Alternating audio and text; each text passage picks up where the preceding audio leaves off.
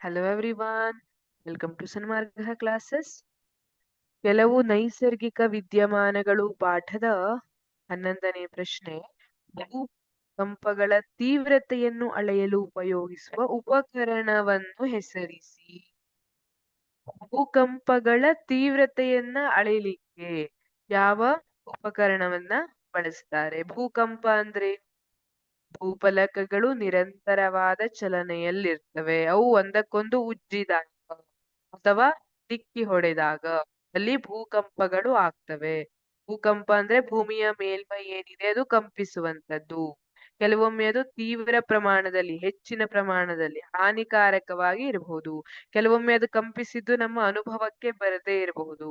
ಕೆಲವೊಮ್ಮೆ ಸಣ್ಣ ಪುಟ್ಟ ವ್ಯತ್ಯಾಸವನ್ನ ಉಂಟು ಮಾಡಬಹುದು, ಹೆಚ್ಚಿನ ಹಾನಿಯನ್ನ ಉಂಟು ಮಾಡದೇ ಇರಬಹುದು. ಈ ತರ.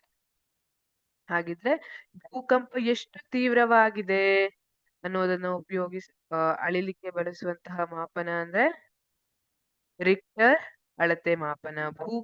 ಭೂಕಂಪಗಳ ತೀವ್ರತೆಯನ್ನು ಅಳೆಯಲು ಉಪಯೋಗಿಸುವ ಉಪಕರಣ ರಿಕ್ಟರ್ ಅಳತೆ ಮಾಪನ.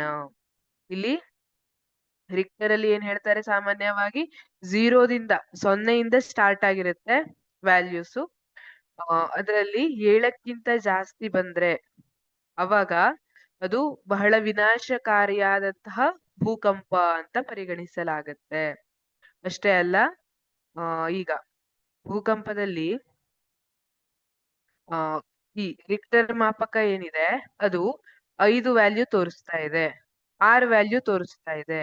ಈ 5 ಅನ್ನುವಂಥದ್ದು ಏನಿದೆ ಅದು 6ಕ್ಕೆ ಹೋದಾಗ ಬರೀ 1 ಪಟ್ಟು ಹೆಚ್ಚಾಗಿರೋದಲ್ಲ, ಅದರ ತೀವ್ರತೆ 10 ಪಟ್ಟು ಹೆಚ್ಚಾಗಿರುವಂತದ್ದನ್ನ ಈ ರಿಕ್ಟರ್ ಮಾಪಕ ಸೂಚಿಸ್ತದೆ. ಹಾಗಾಗಿ ಭೂಕಂಪಗಳ ತೀವ್ರತೆಯನ್ನು ಅಳೆಯಲು ಉಪಯೋಗಿಸುವ ಉಪಕರಣ ಅಂದ್ರೆ ರಿಕ್ಟರ್ ಅಳತೆ ಮಾಪನ ಅಂತ ಹೇಳ್ತೀವಿ. ರಿಕ್ಟರ್ ಅಳತೆ ಮಾಪನ. Thank you.